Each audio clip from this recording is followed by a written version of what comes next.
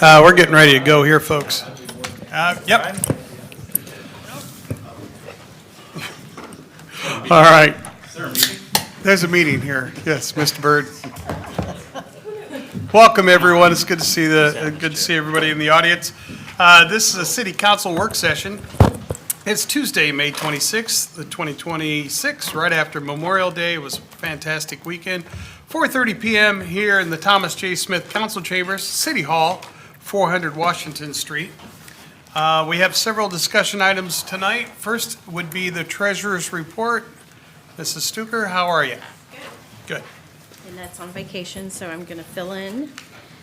This is April's treasurer's report. Nothing really looked out of the ordinary to Annette and I. We do have some deficit accounts, but they'll be cleaned up when we do transfers. I did get a follow-up on the Saunderson Heights, the one that has the large deficit. And they approved $250,000 on May 7th, so that money should be coming anytime, so. And I know the next one is in line too, but it's very slow to get repaid for that grant, so. Does anybody have any questions or? Council, did you see anything? Anybody Not see really. anything? Does that affect us in any way that we have to wait? We just kind of plan on it and we kind of know, right?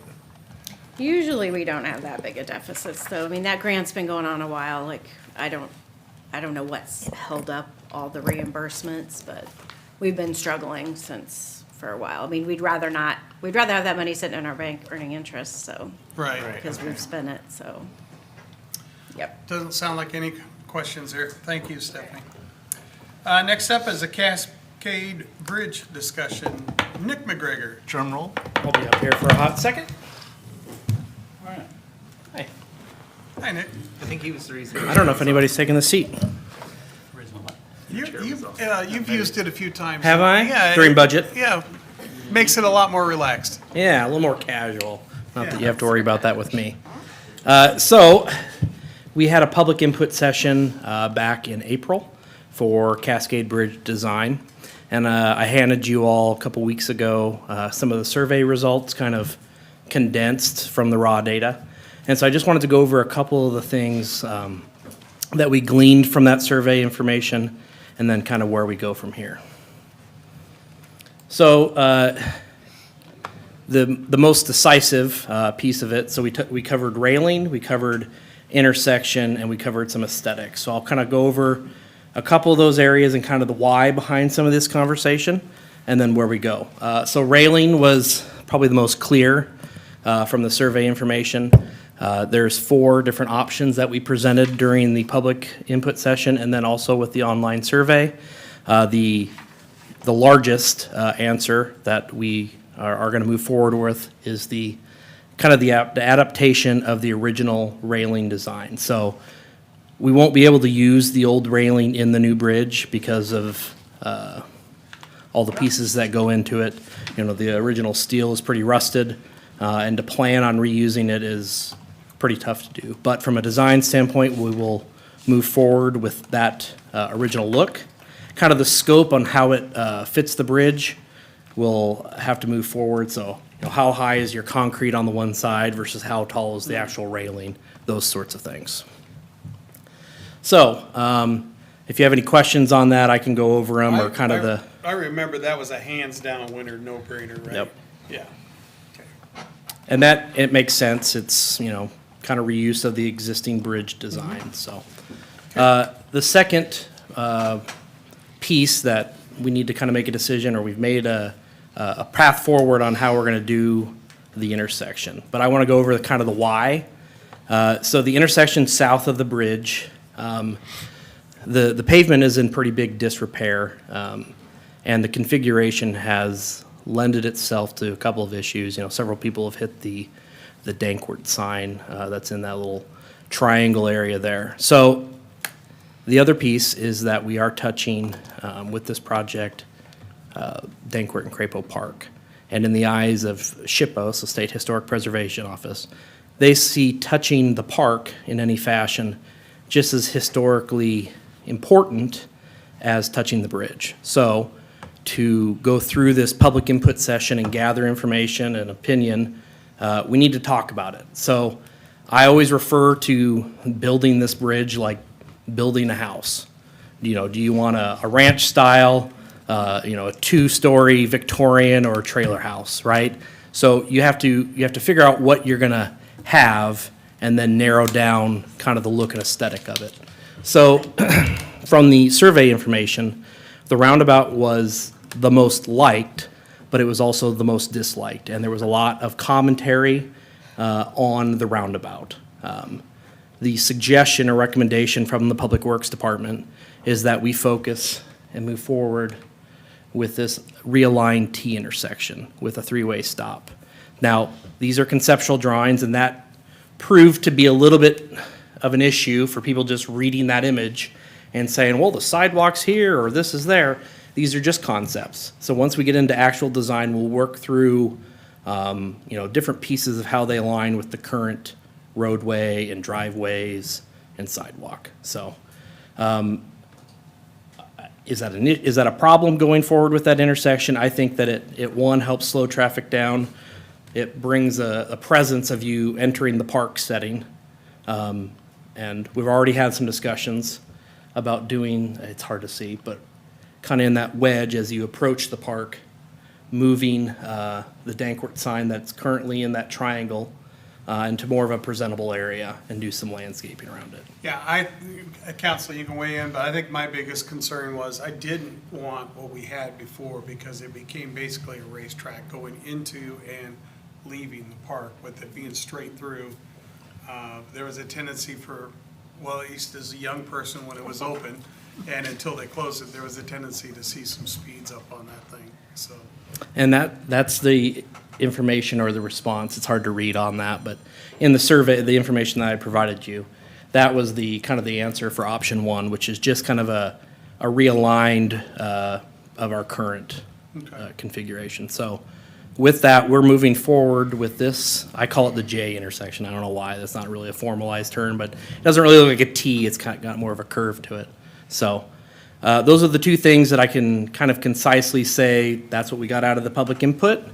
And the other piece of the input that I don't want to say was messy, but it was kind of confusing for folks was the aesthetic drawings, the architectural renderings that were provided. A lot of them were featured in a roundabout, and that got people focused on the roundabout and not necessarily the aesthetics of what he was trying to create. So we went to McClure and the architect and said, okay, we need to refocus this and talk about some gateway features. So we've seen, staff has seen some drawings, and we will present in a public information meeting and through an online survey again, what people like. So there's a lot of questions of why, let's just build the bridge. So I guess our perspective is we need to ask people along the way before we're already at the finish line of ready to go out to bid. Well, it would be really nice if you could do a gateway feature. Maybe we don't have a gateway feature, and that's what the public and you all decide, but we need to have the conversation, right? So there are a lot of pieces to building this bridge, even though it may not seem like it. There'll be more directed information in the upcoming public input session on July 15th, so mark your calendars. We'll be putting out more press and information, but just so you all know, that's kind of the process. So is there anything? July 15th. Is there any other commentary or questions or concerns? Council, anything? I'm just happy that the roundabout went away, so. I will say it's awfully hard to try and communicate what you're trying to get out of people without a very long, extensive, verbiage or text so they can read it and understand it. They just want to look at survey information and just take it. So we're going to try and simplify as best we can to let people give their input, so. Anything else? Let's go. Keep the park as historical as you possibly can. Yeah. And as is, I know you gotta move some stuff, but And one of the big concerns that I heard, especially about the aesthetics, was cost. the architect put this drawing in front of you, and a lot of people are concerned about cost. Well, what's this gonna cost? It's gonna be a $1 million aesthetic feature? Well, I don't know the answer to that question. You don't know that until you bid it out. So it's just whether or not you like a kind of a drawing or design, and kind of the input that way, so. I think my only big concern about the features were like, and I brought this up in a meeting before, the big tower or the support structure, if we had that as a display, it's gonna be tough to keep people off it without a fence. And so then all of a sudden you have it fenced, is it really worthwhile? But I did love the single columns with the different park names on them. That was really cool, and that was a well-thought-out design, I thought. So we'll see what they come up with. Well, you'll see some of that coming forward here over the next month or so, so. Good. Anything else, council? Go get them, go get them. Okay, now you want to move on to the South 14th Street conversation? I will. Mr. McGregor? Okay. So, as you all know, we received a petition and email conversation about South 14th Street between Parkway and Kestner. It is currently a one-way road heading southbound. The construction has impacted some of the daily traffic for those that live around that area, with summer being closed from Kestner all the way up to in between Parkway and Sioux or Navajo. Navajo. So the request is to make South 14th Street a two-way road during the summer, or during the construction at least. So I just have an image of what South 14th is. Currently, one-way traffic begins at Parkway, ends at Kestner. Black Hawk Elementary is right there. So some of the concerns from our perspective at Public Works is that the roadway is about 20 foot wide. It's a seal coat road that doesn't have any curb and gutter. The traffic in and around school let-outs specifically is very heavy, where cars are often parked on both sides of the road. You got school buses in there. So I went back to the history of when South 14th Street was created as a one-way. It was in 2002 that it was made a one-way. I don't know when Black Hawk was built. Was it at the request of the school, probably? Yes. Okay. So I have some other images. This is just at Parkway looking north, or rather south. Just kind of giving you the indication of what's going on. And then this is further down at Pawnee, kind of right in front of Black Hawk Elementary. So, Can I ask you a question? If you made that two-way, would you have to limit parking to one side because of the width of the road? you probably shouldn't have parking on either side at 19 foot. That's what I'm looking. So I did reach out to the school system and ask the question. They said absolutely not during school because of the traffic that's caused during that time. So it's dangerous, dangerous is maybe too strong of a word, to create traffic changes to a roadway on a temporary basis based on a construction project. Could it be done? I mean, cars are doing it now, to be fair. They are. I've witnessed them because I live on Parkway, and I'm like, what is that person doing? They're going on a Yes. one-way. So Some of the residents also aren't used to the conditions of a two-way traffic, and so they probably don't look left when they're trying to turn out. So I would be very hesitant to suggest a change just only in the current conditions, changing it temporarily for a construction project and then it resuming back to a one-way traffic. So I did invite some of the petitioner folks to this meeting, so I did say that at the mayor's discretion, they may want, if you would allow, they could have some words. I don't know that I have a whole lot else to communicate other than from an enforcement standpoint, if PD has any concerns on how to enforce that. The south section, or the section of Summer Street that is going on has taken longer than planned with some of the water main issues that we've run into. We probably still have another month on this section. And the section, as it moves north, the Summer Street project, will be just as impactful for those residents because they won't be able to use Summer. They'll have to go down Madison to get around. So with that, I don't have anything else unless there's questions from you all. Well, I think that was my biggest concern, because if I remember right, the school asked for it. And then also the width of the road, because being out there, parking if you had two-way, one-way would be bad enough for parking, but two-way looks like it would be really tight. This roadway functions as a collector roadway for all the residential roads that kind of lead up to it. In reality, it probably should be 27-foot wide. 20 is an awfully narrow road to have two-way traffic, especially if you allow parking on it. So Is the whole section one-way, all the way down to Parkway and beyond, or just to Parkway? Parkway to Kestner. Parkway to Kestner.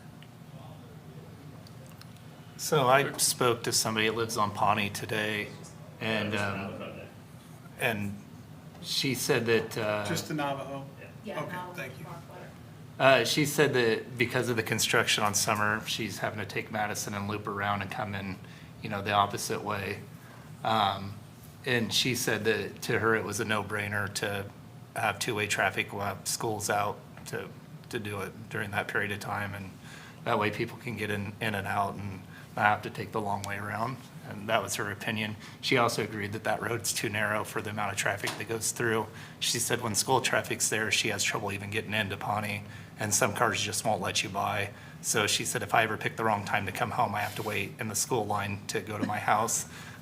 So that was one of her concerns, but I did speak to someone out there today, and I saw the number of names on that petition. I lived on Navajo for a little bit before it was a one-way. I don't remember having any issues then, and there was a school there. But, I understand where you're coming from too, but, that was a concern that I heard from a resident. And I noticed that, the petition is for during summer break. Yeah, and I would look at signs and I would read signs and I would comprehend them and follow them as they were written, but a lot of people don't, is the problem. And I understand that's a huge safety issue because somebody will see a sign and be like, okay, this is a regular two-way, and they will just follow that until the end of their time. They won't notice a change in signs or, what time is the school zone? When is this When does it speed? start? When is this speed limit active? When can I park on this side of the street and not this side of the street? I don't think the majority of people are observant enough to follow it. And it's unfortunate because, that intersection is rough on 14th and Parkway when school's getting out because people will start to park at, 2:30 or something when school lets out at 3:40. And it's just like people everywhere and just parking. Yeah, I was always too busy to wait in line to pick up my kid. They were gonna have to wait on me. Right? So, is there, this is a little Yeah. unprecedented, but is there anyone in the audience who wants to address this? Normally, we don't have citizen input at a work session, but I would allow it just so we have some input. Is there anybody who would like to come up front, give us your name and address and your comments? Try to keep it around 3 minutes if you would, please. Welcome. Hi, I'm Deb Walls. I was the one that initiated. What's your address? 1412 Navajo. Okay. So I'm just right around the corner from Blackhawk School. I was the one that initiated the petition, and Mr. McGregor has been very helpful, I think, so thank you. As far as parking is concerned, I don't think it's an issue. When school is not in session, there would be no reason for anyone to park there on either side of the street. One side of the street is the side end of two houses, and the other side of the street is Blackhawk School. And it is just from Navajo to Parkway that it's one way now. So it's just basically one block of property or real estate that we're talking about, and no one would be parking on that street during the summer anyway. So that's all I wanted to say. Thank you. Thank you. Anyone else? So you're wanting us to decide what direction to go here, Nick? What's your if you- recommendation from the Public Works is, Leave it? to keep it as it is. Okay. I know that there is a detour, but it's, and we're talking 4 about a blocks month? or so. Are we talking a month, 2 months for the Well- detour? I mean, for the construction on that end? I would, if you were to do it, I would leave it throughout the summer months, just because I don't know the duration of when we're gonna get to the next stage. Okay. Yeah, because we're discovering new stuff every day right now, right? Right, utility conflicts are a nightmare on that project. Council, what do you think? You want to contemplate it and then discuss whether to bring it for a formal discussion? Thoughts? Is there anybody besides me that would like to have it for the summer? I think that you hope to help those neighborhoods. Just for the summer, I know it's confusing otherwise. Right. Right, so When school just is in when session. school lets out, open it up to 2 ways, like she said, it's a block, and you let people get in and out of their homes with Well- some sense of normalcy, and then with the understanding that when the project's over, or school starts back up, that it's gonna go back the way it was. Most of the people that drive through there are either school traffic or the people who live there. Not a whole lot of people are taking the scenic route to wherever the heck they're going, so, it's the end of Navajo, it's the end of, well, to get to Sioux, you It's- go down Navajo. It's 2 blocks. Yeah, basically. And there's no other ways in or out there, folks, and that's what they're struggling with. And I get it. I struggle. I'm just like, just one summer. Do you live there, sir? Did you have? I live on Kestner. And Come Up, on, come up. You got to come up to the give us your microphone. name and address, please, sir. All right. My name is Dane Danforth. I'm on 1703 Kestner Street. So I don't break the law, so I've only gone the correct way each time. I've heard it's a pretty good ticket if you don't. So it's usually about anywhere from 8 to 10 blocks out of my way if I can't use it as a two-way. And just as Mrs. Walls said, we're just asking for just while school's out. I don't believe there's any summer school, anything like that. And I've got 2 daughters, they both go to Black Hawk, and I don't think there's nobody should be parking there during the summer. So, and we could put up as many signs as you want, 10 of them if needed. Just to be able, it just is a real big inconvenience coming back home, going all the way, especially lunch break, anything like that. It adds 3, 4, 5 minutes to the trip. So, that's all. Thank you. So I want to interject. Yeah, go If ahead. council would like to entertain this, you could put a resolution for action. Well, the problem with going for 2 more weeks or another cycle is that you're talking July. Yeah. So if council is wishing to take action on We this need to type of decide for item, next week. I would expect that a resolution would be placed on the council agenda for next Monday. Which we have till Friday to do that typically, right? Yeah, till Mr. Byrd? Thursday noon. Thursday noon. I would interject too, as the gentleman said, and I was thinking of this earlier, what we might see in terms of increased signage, and that there's a cost with that. There's a cost. We're gonna put those up, we're gonna take those down at some point in time, so we have to be mindful of that cost. Is there such a thing as putting the temporary orange signs up, construction signs? I mean, let's face it, during my entire time at council, we have orange cones everywhere as you've done a great job getting caught up, Nick. So, is there a chance of doing that rather than something permanent by us? So what I would see happen is that at the minimum would be that the one-way signage would be bagged. Yeah, To be removed later. And then you would probably want to encourage the side traffic more than anybody. right. That typically is not expecting two-way traffic. I don't know what that signage looks like, but Okay. Would it be such a thing as look into it, get us a cost? If we could have it by midweek, we could kind of make a decision. I guess where I would be at, Wait, no. well, next week is what I'm talking about. We'd have to have it by Oh, So we can this put it on Thursday. 2 days. Put it on the agenda. Oh, 2 sorry. days. Did I swear? I think I did. Well, I mean, Well, if you're even thinking you want to entertain it, we'll put the information together, we'll put it on the agenda, and then you can decide. I would say yes to that. The only way I'd entertain it is no parking. yeah, that's. But then that's another I think additional that's- signage. well, I don't think anybody's gonna park there, and that's what she said, that's just. No, but But if without it's not signage. signed, Yeah. If it's it not is signed, then they allowed, can so park. you would have to Right. sign something. Yeah, well, But if park it's- at your own risk, yo. Well, but I think that's the whole issue with the thing is Yeah. changing, as Nick said, you're going from something that's been there for 24 years, you're gonna change it for a month and a half, and then you're gonna go back. I think it creates public works problems, I think it creates public safety problems. I think it's asking for more issues than it's solving. And I appreciate the detour. We have detours around town for almost any project that we do Yep. for lengths of time, right? It's just this project's a little longer, so I understand the frustration. And there's not a lot of through roads at some point. Other choices. It gets difficult. Yeah, if there was any Bring it other way in forward. or out that was convenient. Bring it forward, and yeah. we'll bring it forward, and we'll vote on it.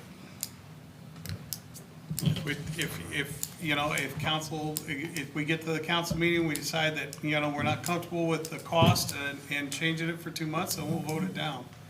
But at least we can have a little bit more discussion in council. I would say, we all need to reach out to some of the people on the list, so people sitting in the audience that raise their hands, and let's discuss it. But I am concerned about the cost and the confusion, I will tell you that. Confusion for sure.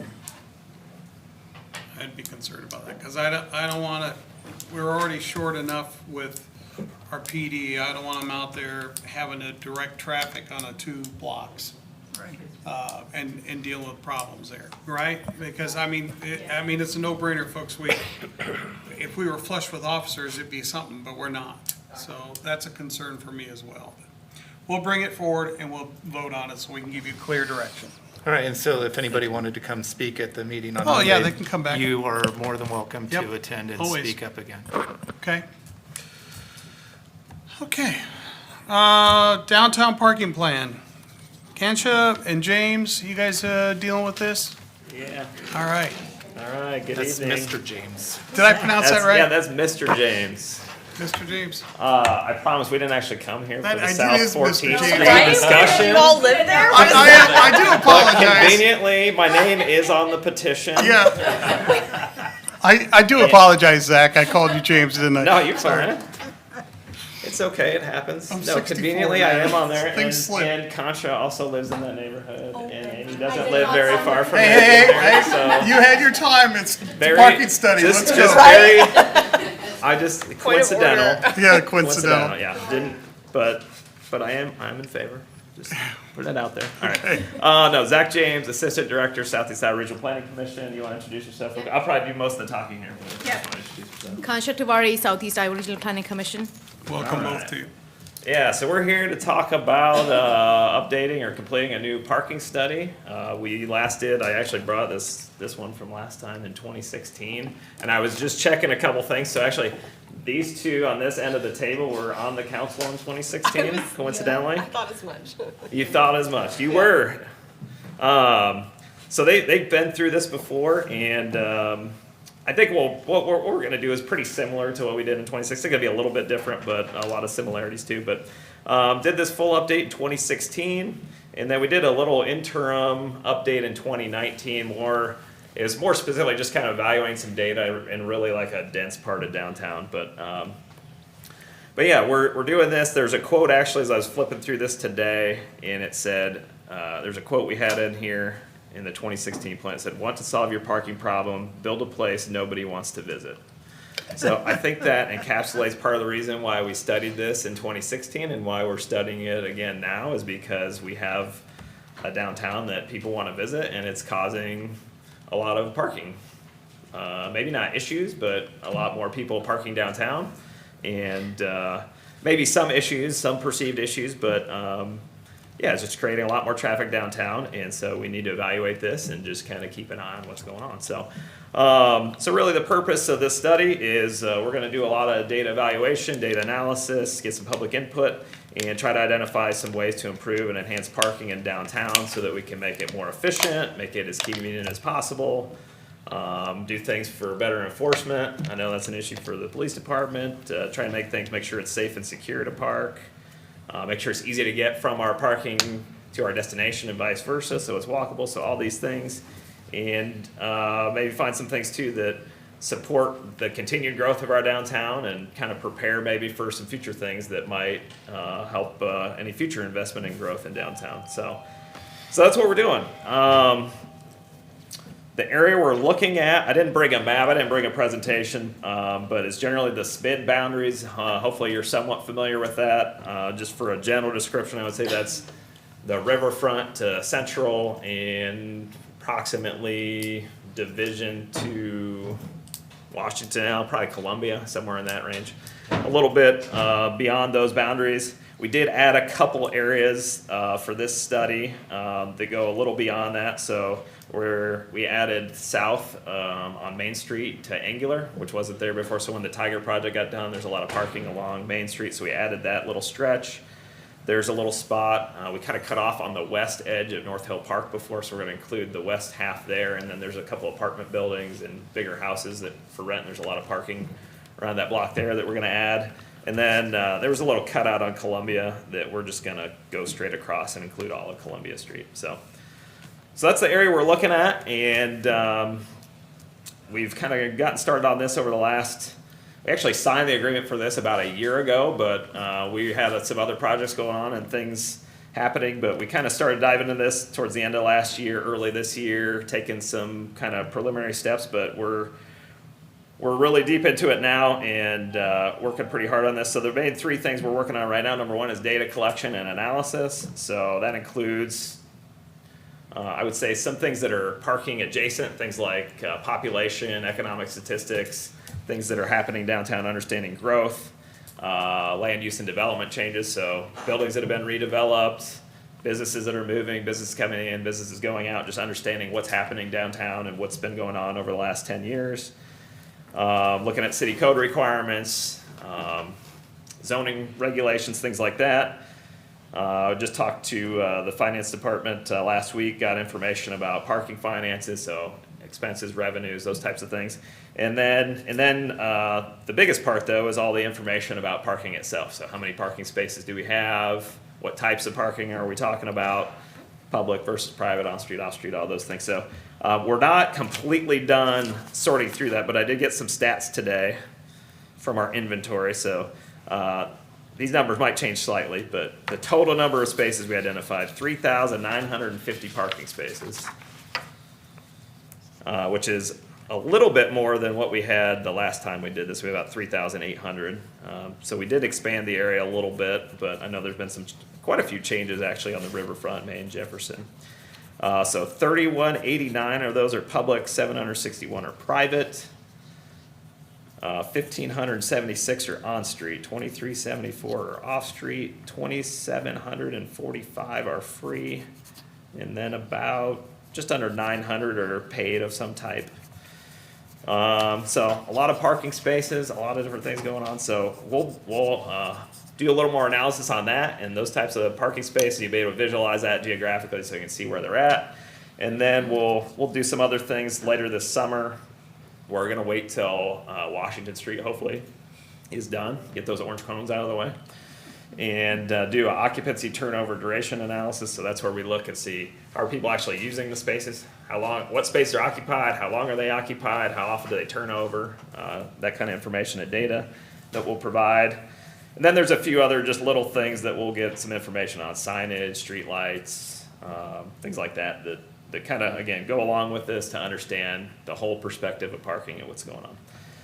So we're working on that right now. And then the other part that I really wanted to touch on is our public input. So we've got a little parking committee that's made up of some city staff, DPI. We met a couple times and started to kind of go through the process, giving us feedback and input on some different things. So they'll be crucial along the way. And then we're getting ready to start on some interviews, so we're gonna do probably 40 to 50 interviews with business owners, building owners, probably some city council, city staff, churches, things like that, nonprofit groups. Downtown residents? Yep, downtown resident, yep. So we've got a pretty long list. We're gonna try and narrow that down to, like I said, 40, 50-ish. Get a good mix and good variety of different people to talk to. And then we have a survey that is going out, and actually Concha, she can pass these out. There's a little QR code or a link where you can take that online.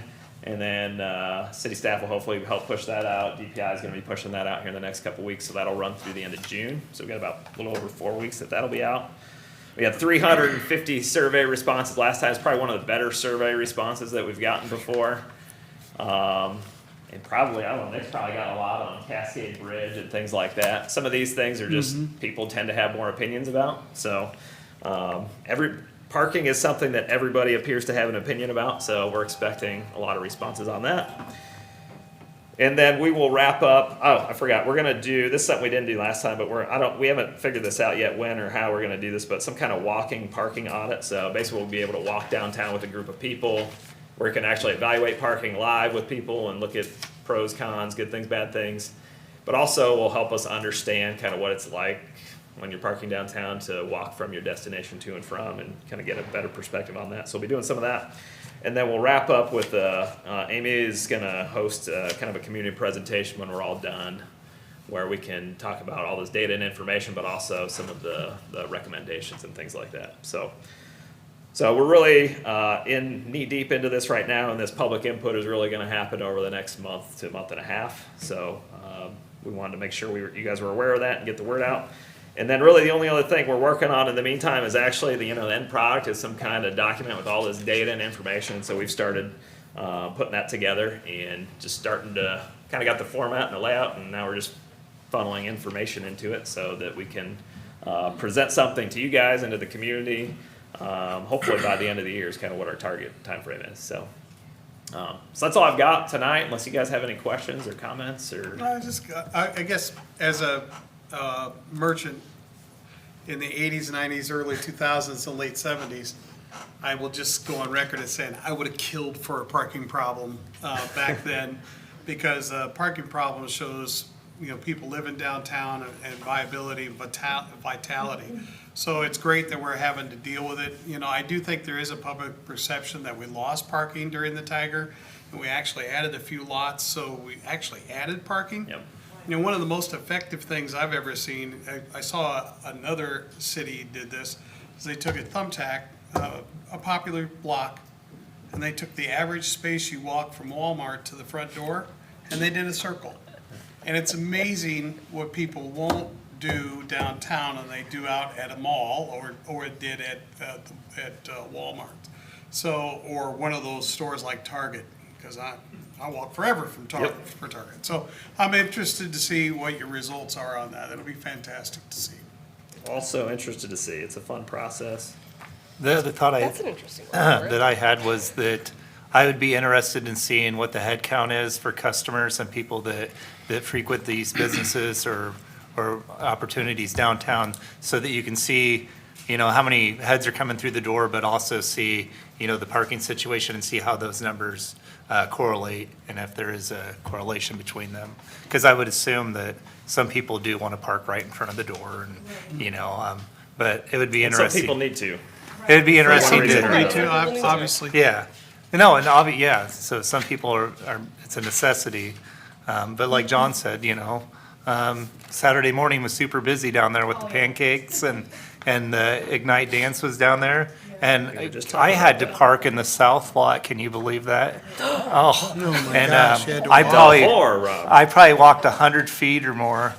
I'm not good at math, but, I bet it was more than 100 feet. oh, by the Did you time take a water bottle with you? by the time I got there, they were sending out a search party. No, I mean, it was fine. It was, there were so many people down there. I was delighted. And that there was still parking left over. It's crazy that people say there's no parking at all. I mean, you might have to hoof it for a little bit, but it's no different than shopping someplace bigger.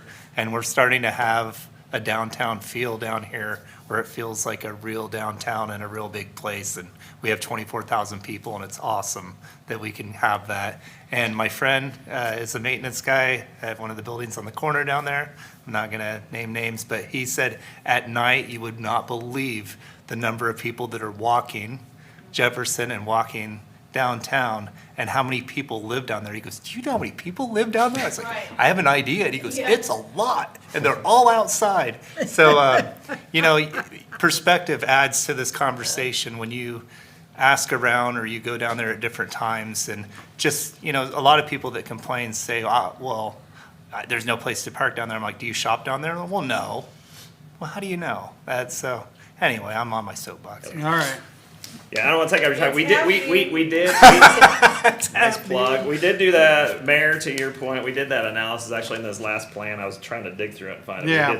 We did a couple walking distance comparisons in the last one. I don't think we're gonna include that in this time, but we Okay. did do that, and they are somewhat I think comparable we- to walking to Target or Walmart I or any think of we these all other know it places. So, exists, so. but to the point of everything that we're talking about, I mean, there's a lot of cars down here, and we do want to make sure that we're providing good service to everybody, and that's part of why the city wants to do this, is to make sure that you guys are providing good parking and good opportunities for people so that it is convenient, it's easy. The and churches have been the only ones I've things heard like that So, may Yep. need a little more, maybe. Okay, thanks. So, but, Thanks a lot, yep. Zach. Thank you Appreciate So it. much.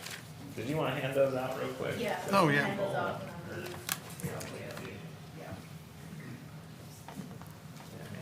Our one block is 300 feet, by the way, since we're talking about. One that. block is 300 feet? Yeah, which is not a whole lot, so go. we're walking Yeah. 2 blocks at 600 feet. I wonder how far it is from produce to tires at Walmart. You could probably map it out. I mean, But you'll be seeing Thank you more, both. you'll be seeing more publicity about Thank the you. survey and stuff, and people feel free to share these with whoever you want to share them with. Okay. Thank you. It'll be in the newsletter. You're welcome. Zach, if you have extra, you can just leave them on the table there or whatever too, so, thank you. We're doing social media with this too. I like to play on there a little bit. Yeah, here. Wait until you see the response. Yeah. Perfect, thank you. We'll go live next week with it. Okay. Thank you, guys. Appreciate you.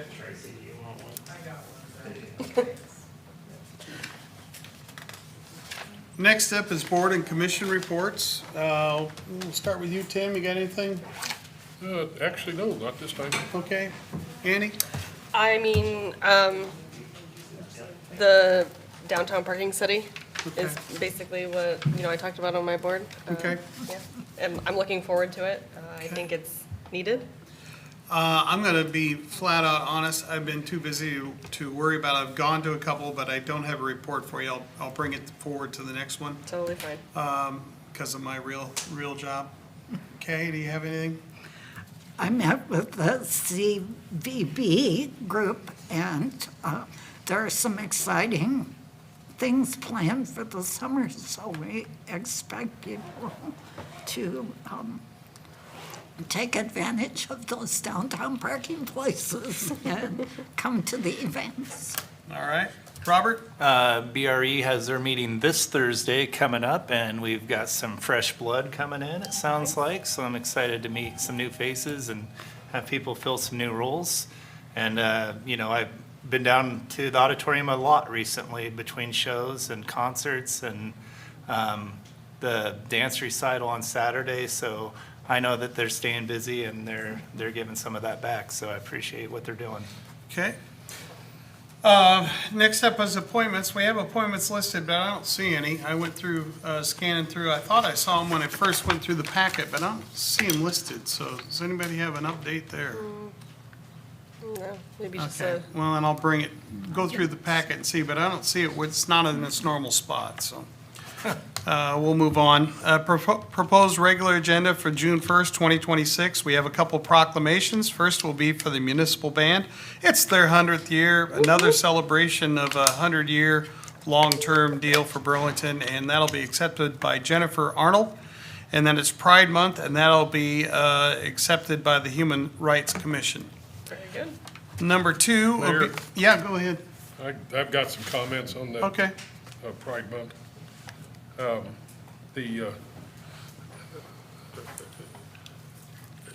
the Stonewall riots are mentioned here, and it was in 1969, from June 28th to July 2nd, 1969.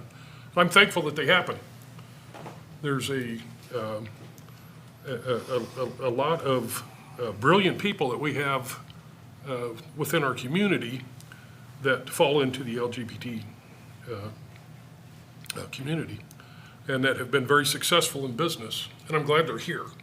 I want to make that perfectly clear. I'm glad they're here.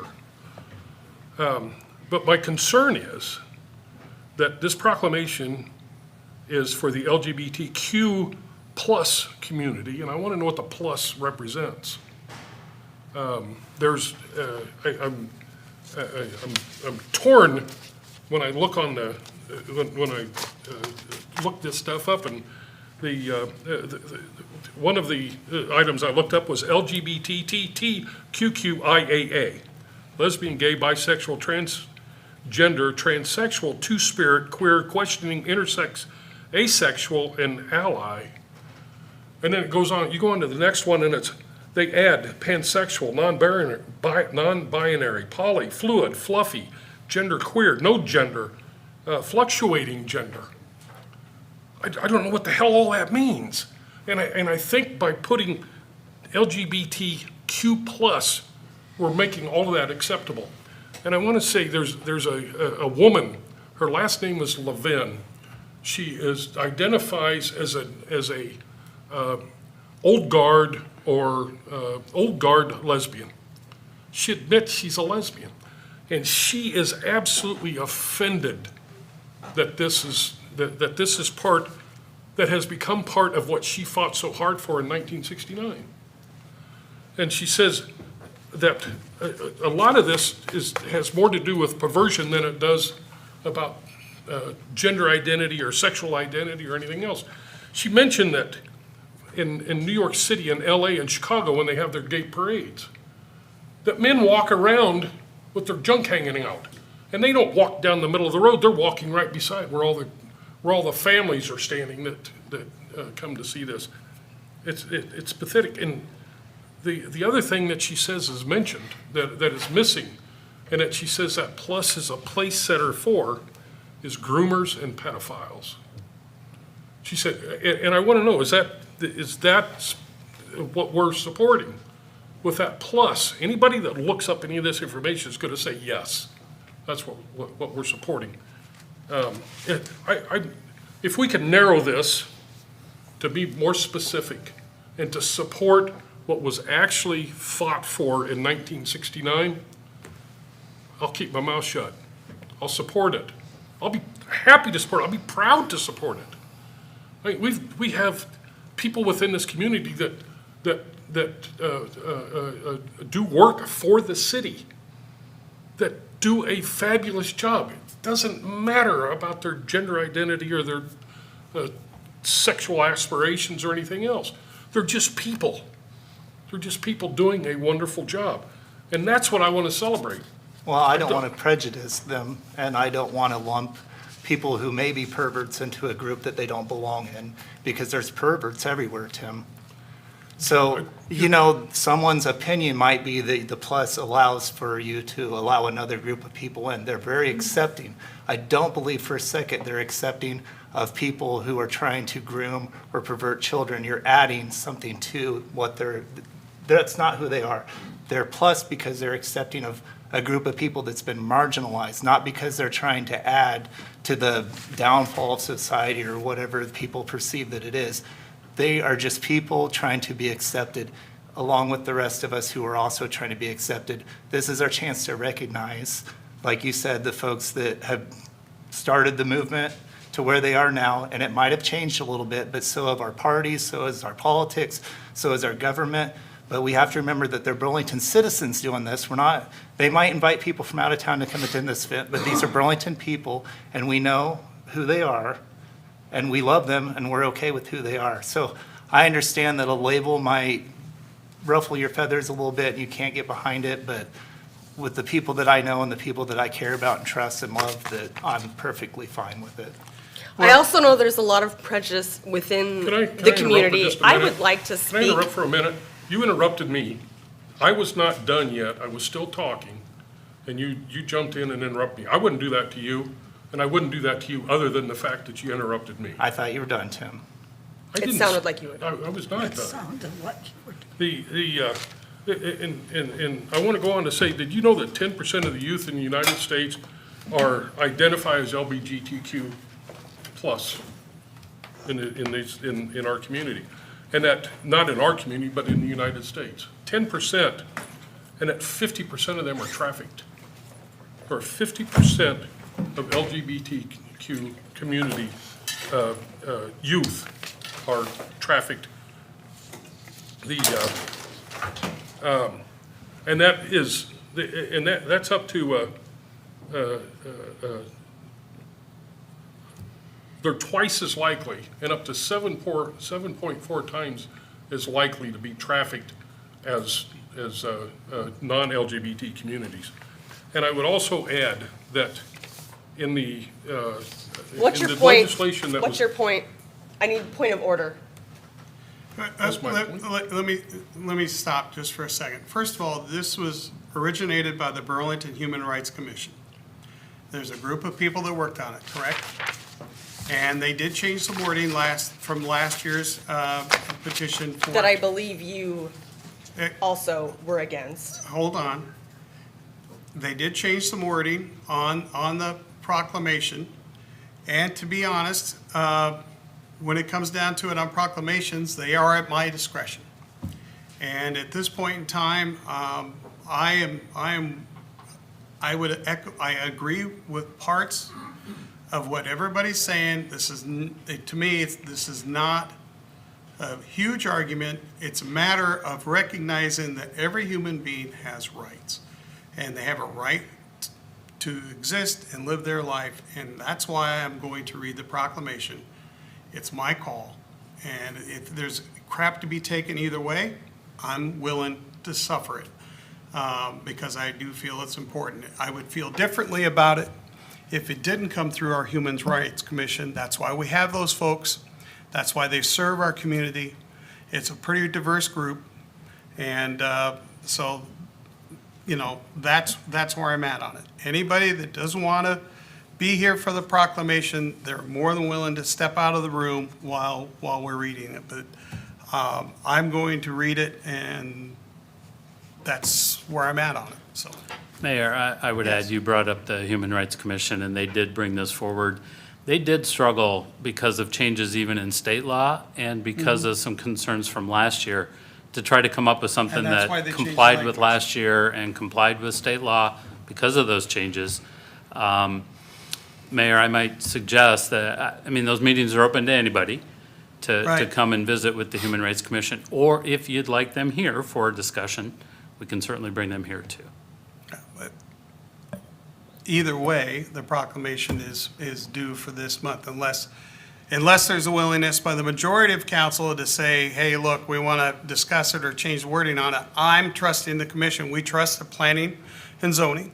We trust our other commissions that we have citizens. And I don't, because of a couple of initials, I don't see where that, I'm not reading that into this proclamation. So I'm planning on reading it, and that's where we're at, as far as I'm concerned, so. And any disagreements on both sides, that's your right, and if you don't want me as the mayor next time selection, you don't have to select me, so. Everybody's opinions are noted. I am going to move on to the consideration of an ordinance amending Chapter 65.05 of Burlington, Iowa Code of Ordinances concerning impoundment of animals running at large, abused, or neglected. First reading.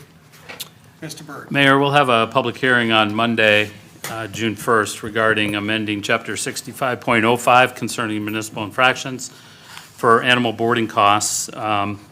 I'll review the first two paragraphs of my background notes and then the change in the actual ordinance for Chapter 65. The city periodically incurs costs associated with impounding and boarding animals that are found running at large or removed from owners due to abuse or neglect. In many cases, these boarding expenses are paid initially through public funds and are not always fully recovered from the animal owner responsible for the violation. There are room and board costs through the Humane Society from time to time, but this proposed ordinance establishes a separate municipal infraction for owners whose actions result in the lawful boarding of an animal at public expense. The amendment applies to situations involving animals running at large, as well as cases of proven abuse and neglect. The ordinance would authorize a municipal infraction penalty of $50 per day for each day the animal is boarded at public expense, subject to the jurisdictional limits set by the court. So the amendment or the change in 65.05 of the city code, an animal owner who causes the necessary and legal boarding of an animal at public expense due to permitting the animal to run at large or due to the proven abuse or neglect of said animal commits a municipal infraction. The penalty for said infraction shall be $50 per day the animal is boarded at public expense, up to the jurisdictional maximum of the court. So the staff recommendation is that we make that change. I would also note just on the side that the city of West Burlington is considering the same changes so that we have consistency in animal control. As some like to say, animals don't know jurisdictional boundaries the way we do, so. That was gonna be my question, is West Burlington is gonna be the same? Yes. Because I know as we're trying to change the formula with the Humane Society and the animal shelter, have we had any discussions with the county, what they're planning on doing? I have not. I've been unable to get a meeting set with them, Let me but I have see. reached out to them about Okay, that, so. I'll see if I Yep. can speed that up for you, so. Thank you. Any other questions on that? Thoughts, concerns? We actually had dogs wander into the city hall last week. They were trying to attend the meeting. Yeah, and should have let them in. Okay, moving on to proposed consent agenda for June 1st, 2026. First is a resolution approving nuisance abatements for various properties. As you can see, council, the list is growing already. Thank you to our staff for what they do to keep our city looking good. If you have any questions, please contact Eric, and I'm sure his group will be happy to work with you on those questions. Number 2 is a resolution awarding contract for the 2026 Sunnyside Near Bot Storm Sewer Project. Nick? So we received bids last week for the Sunnyside Stormwater Project. We received 6 bids, which is good to see that much competition. It would be my recommendation that we would award bid to Morris Earthworks and Land Clearing in the amount of $285,462. Our estimate walking into the project was $351, so good to see this bid come underneath by a significant amount. More than one. Yeah, oh yeah, and paid for out of sewer funds. They done Okay. work for us before? We have not done, excuse me, we have not had Morris do any work for us. Okay. They've been in and around town doing work, so. Okay. Looking forward to see what they do. Now, this isn't the project that was going alongside Aspen Grove. Is this north, the way I'm reading this? So it's along Sunnyside, but then the pipe will discharge out and are near Aspen Grove. Okay. Any thoughts or concerns, council? Nope, none. All right, With this action, I take leave. I gotta go watch some baseball, but I just wanted to let you know that the splash pad is 100% operational, and And Nick it didn't was screw anything full. up. well, Nice. it's full. People have discovered It it's was open, so it's good. full. All right. Thank you. Number 3, resolution approving final plat of the SBT subdivision. Mr. Tislin. This is a 2-lot subdivision in the Des Moines County, 2-mile subdivision review area off of Tama Road. Just splitting a larger lot into 2 lots. For reference, the red area right here, north of Tama Road, with this black line being the city limits. So just north of town, splitting a lot in half. Okay. Any thoughts or concerns, council? No? Number 4 is a resolution authorizing a contract between the City of Burlington and Southeast Iowa Regional Planning Commission for technical services for roof replacement grant. the Iowa Economic Development Authority. I believe that's something we've discussed before. Who is? So that's me. Yeah, Eric. Okay. We applied for the grant at the last meeting, or approved application for the grant last meeting.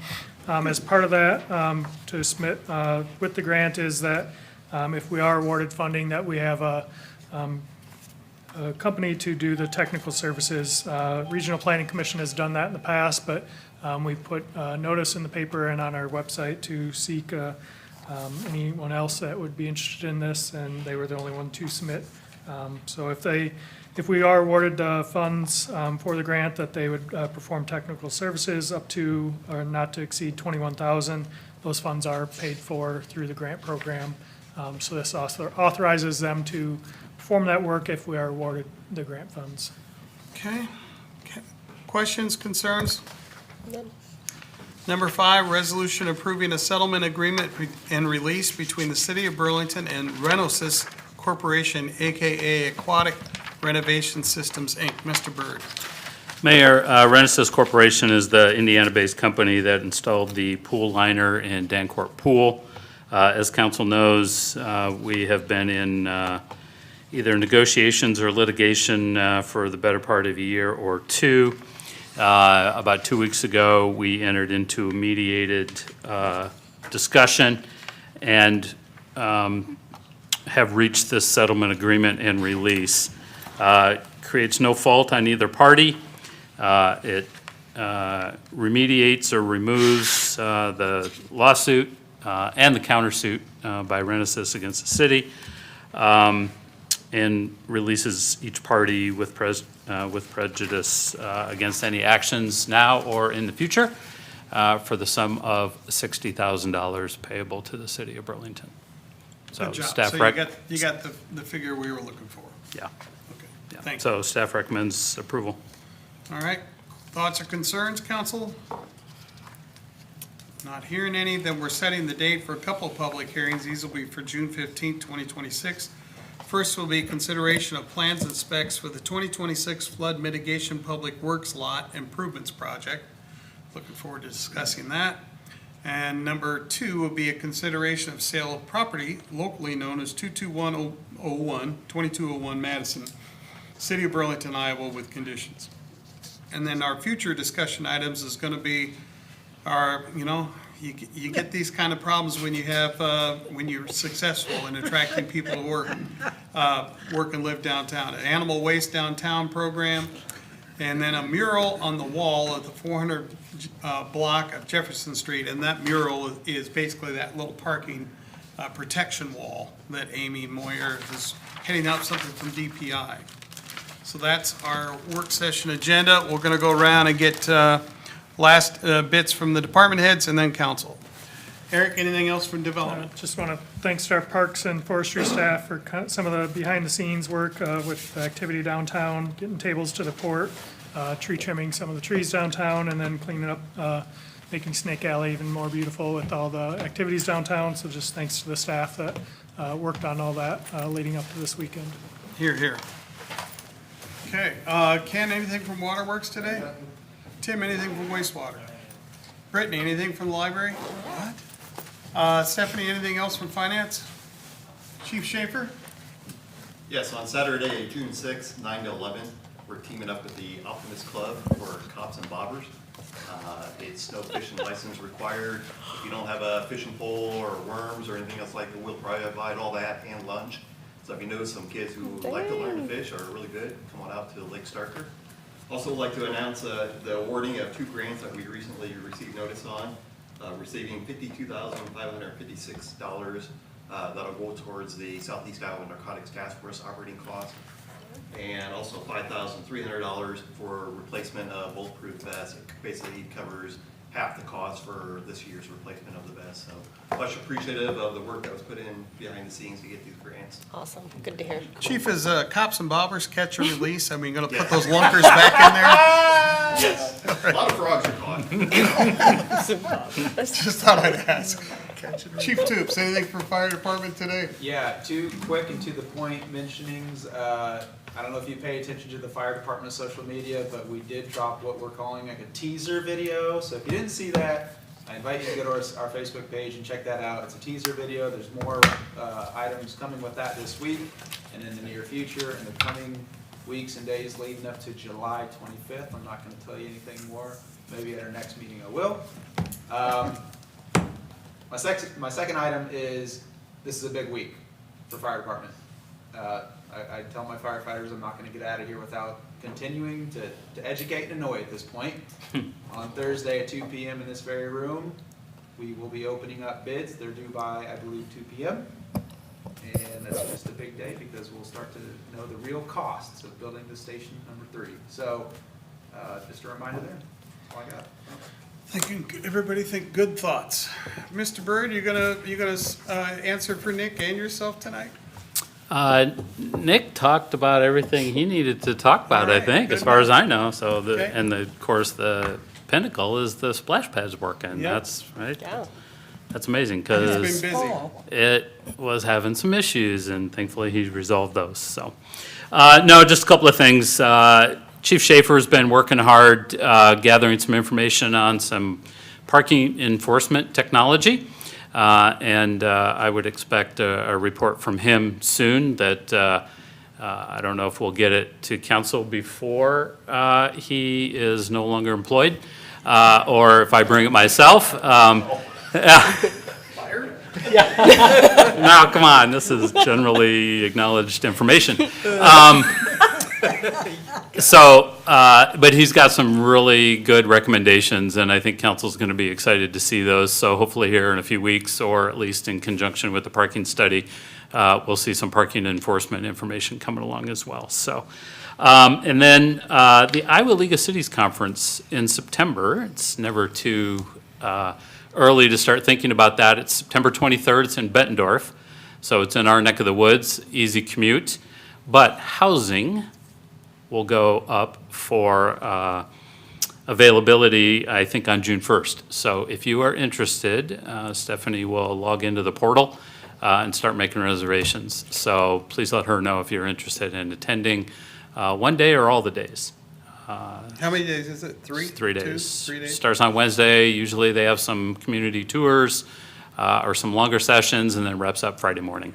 So I plan on all 3 for me. that's all I have. Okay, thank you. Thank you. Robert, anything? I wish my work schedule wasn't bonkers.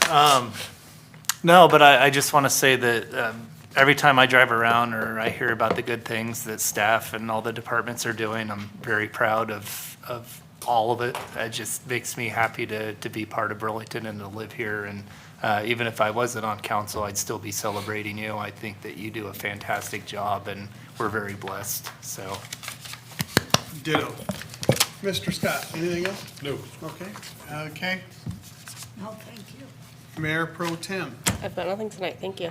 Okay, well, since you brought it up, the only thing I really have is, yeah, it was a fantastic Memorial Day weekend. You know, of course, it's a kickoff to summer, but by the same token, there's a lot of honoring the people that made the great sacrifice. I know we have veterans on our board, and, you know, whether you've given the ultimate sacrifice or the sacrifice of time away from family and friends, I just want to say the city of Burlington appreciates your service. The other thing is, speaking of service, is that now that Mr. Byrd brought it up, you know, that time is coming, time has gone short, and I think we need to publicly recognize several times the outstanding job our police chief has done.